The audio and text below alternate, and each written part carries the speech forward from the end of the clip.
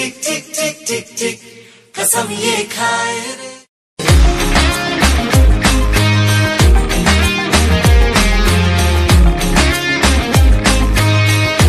बहती सी है नदियां का ये पानी रुक जाएगा। तो सबसे पहले तो बहुत बहुत धन्यवाद प्रिंसिपल मैडम आपका, रीना जी आपका, कि इतना खूबसूरत इनिशिएटिव इस स्कूल में लिया गया। और आई एम श्योर पिछले कुछ वक्त के दौरान आप लोगों ने जो काम इस प्रोजेक्ट में किया होगा वो बहुत ही अच्छी लर्निंग आप खुद के लिए भी है। हम लोग इन्वायरमेंट के बारे में बहुत कुछ सुनते हैं और दिल्ली में रहते हैं तो ख़ास तौर से सुनते हैं। हर बार जब सर्दियाँ शुरू होने को होती है स्कूल बंद होने लगते हैं ना। पिछले कुछ दिन पहले भी स्कूल बंद हो गए थे। किस लिए बंद हो गए थे? पोल्यूशन की वजह से। तो उस करके हम लोग बहुत बार सुनते हैं, पर उसके लिए कर क्या सकते हैं? सबको लगता है कि कोई और करेगा, सरकारें कर देंगी, ये कर देंगे, वो कर देंगे। पर हम जिस जगह पे रहते हैं, जैसे आपका घर है अपना ना, तो उस घर की देखभाल कौन करता है? आप खुद करते हो ना। सरकार तो नहीं आती करने के लिए कि उसको साफ सुथरा रखने का है, उसमें ऐसी कोई चीज नहीं रखनी है जिससे घर वालों को नुकसान हो। जब आप आजकल सर्दियां चल रही है तो आप रात को कभी हीटर भी चलाते हो तो भी इस बात का ध्यान रखते हैं कि उसको एक समय के बाद बंद कर दिया जाए, उसको हम चारों तरफ खिड़कियां बंद करके न रखें, नहीं तो अंदर ऐसी गैस बन जाएगी जिससे कि हार्मफुल हो जाएगा। तो ऐसे ही पूरा अर्थ जो है वो हमारा एक घर है ना, तो इसको मेंटेन किसको करना पड़ेगा? हम ही को करना पड़ेगा। और बहुत सीधी चीज है, जैसे घर पे हमारे पास जो रिसोर्सेज मौजूद हैं, जितने लोग रह रहे हैं, उन सबको ध्यान में रख करके आप ऐसी प्रैक्टिसेस करते हो कि जिससे सब रिसोर्स एक बार में खत्म ना हो जाए और ना ही किसी को नुकसान पहुंचे। तो ऐसे ही धरती पे भी करना है काम। हर सुख सुविधाएं मौजूद हैं और उसका इस्तेमाल हमें सिर्फ उतना ही करना है कि जिससे इतना नुकसान ना होने लगे कि उसकी भरपाई न की जा सके। यही चेंज है। बहुत हम लोगों ने बातें करी हैं, लेकिन एक जो सबसे सिंपल काम जिसके लिए आपको ना सरकार की जरूरत है, ना एनजीओ की जरूरत है, ना किसी की जरूरत है, वो ये है कि अगर हम सब प्लास्टिक की पन्नी यूज करना बंद कर दें, इसके लिए हमें किसी की मदद की नहीं जरूरत पड़ेगी। ये हमारा अपना स्टेप हो सकता है कि हम प्लास्टिक की पन्नी ना यूज करें, और दूसरा प्लास्टिक की बोतलें जितनी कम से कम हो सके, पानी की बोतल या जूस की बोतल, वो उसको हम खरीदे ही नहीं। ये दो काम अगर हर दिल्ली का बच्चा करने लगेगा तो दिल्ली का हम हजारों टन प्लास्टिक को बचा पाएंगे। हमने लास्ट टाइम ये डिस्कस किया था कि प्लास्टिक की थैली हम सोचते नहीं है कि उसका क्या होगा, पर वो थैली कई बार गाय के पेट में जाती है, वो लैंडफिल साइट जहाँ आप लोग देखने गए थे वहां पहुंचती है, उसमें आग लग जाती है गर्मियों में, जहरीली गैस हमारी हवा में आती है।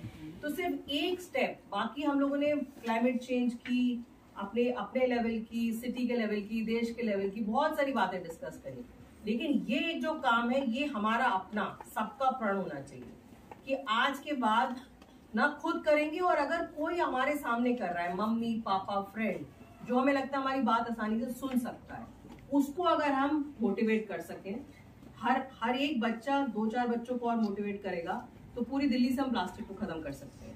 ये इजीएस्ट काम है करना, बाकी सारे काम थोड़े से मुश्किलें करने, उसके लिए हम सबको सामंजस्य लेना पड़ेगा, लेकिन ये वाले काम के लिए हमें किसी की मदद नहीं चाहिए।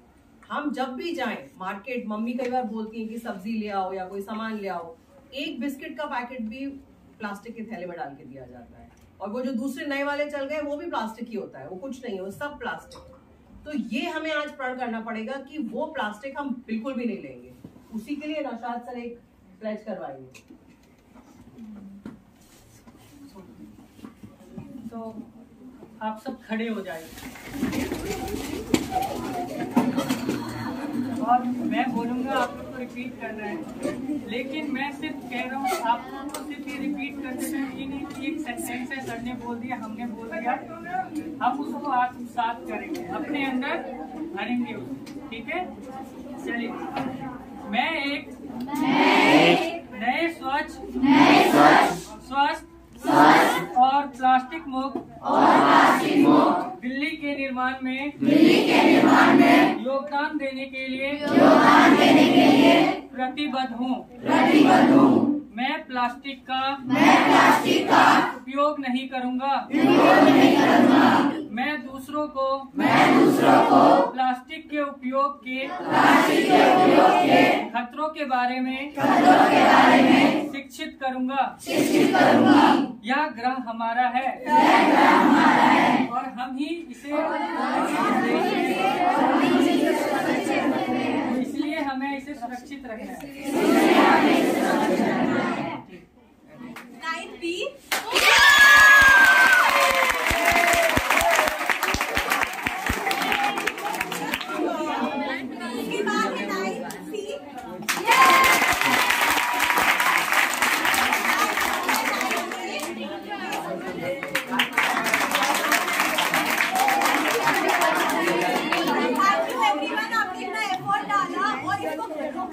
आगे बढ़ाते रहना है, राइट?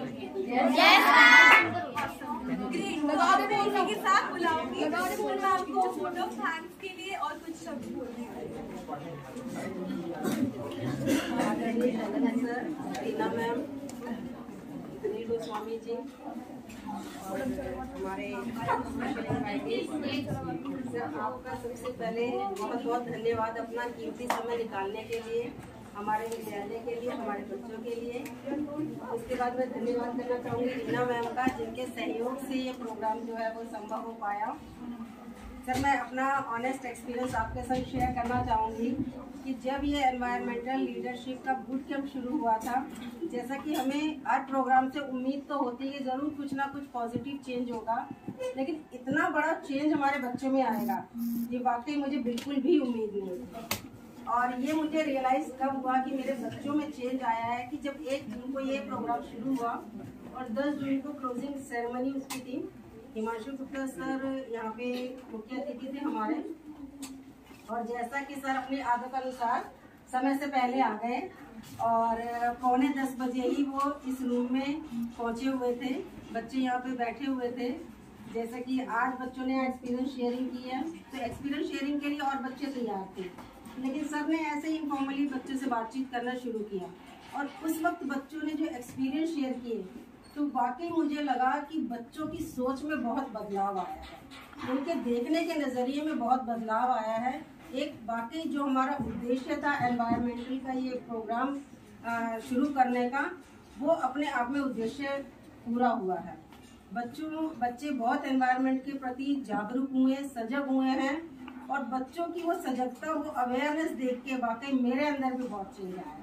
और मैं सच कहती हूँ, ये प्लास्टिक की बोतल देखते ही ना कुछ होता है कि मुझे ये लगता है कि नहीं, ये तो बहुत खराब चीज़ है, इस चीज़ को हमें रोकना है।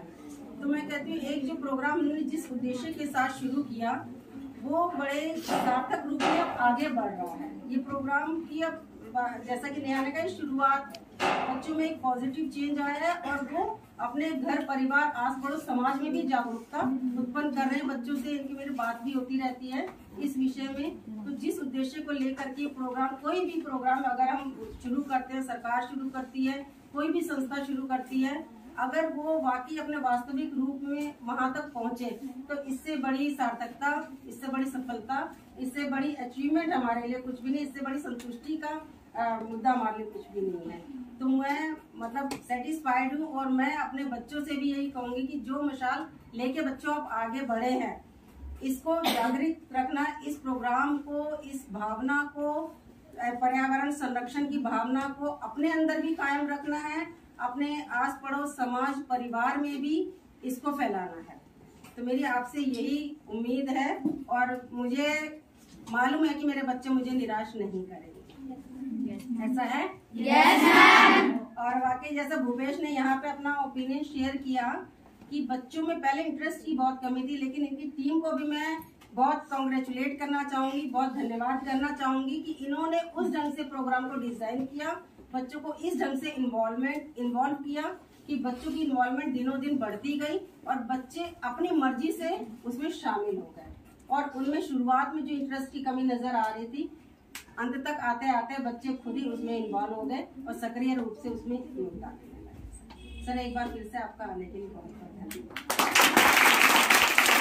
बच्चों, वैसे तो मेरा इंटरेक्शन इस सब्जेक्ट के ऊपर कई बार पहले भी आप लोगों के साथ हो चुका है और हमने ये लास्ट मीटिंग में भी कहा था कि गीला कूड़ा और सूखा कूड़ा इस शहर में 12,000 टन कूड़ा हर रोज 3 करोड़ लोग मिलकर निकाल रहे हैं, जिसका कोई भी सरकार, किसी भी फिलॉसफी पर काम करने वाली सरकार अकेले से इस तरह की प्रॉब्लम्स का सोल्यूशन नहीं निकाल सकती, क्योंकि हम लोग सरकार बनाते हैं, जो हमारा एटीट्यूड होगा वही हमारी सरकारों का एटीट्यूड होगा।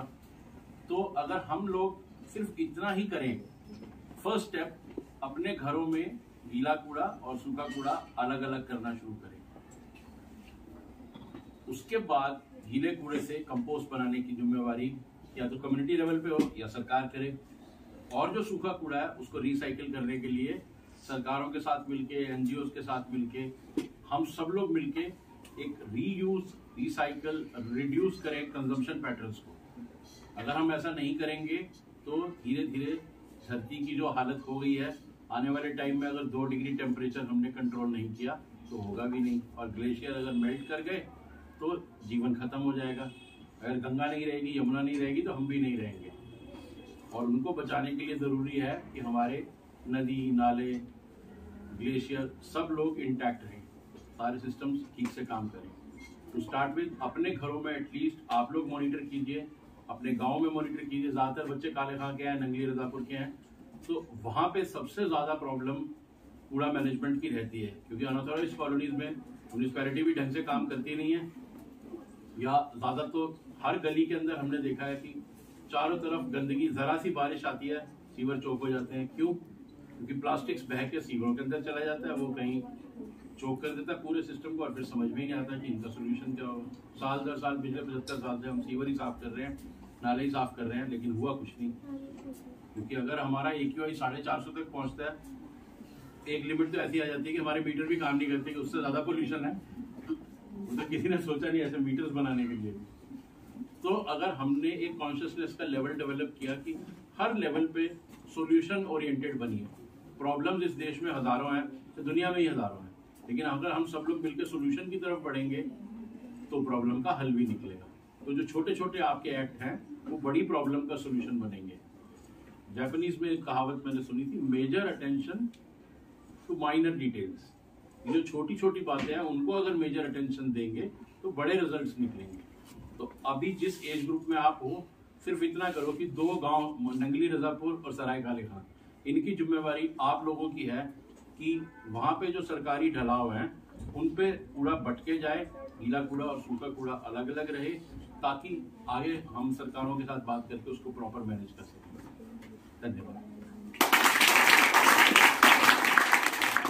और इसके परिणाम स्वरूप मेरी जिंदगी में खास करके बहुत परिवर्तन आया।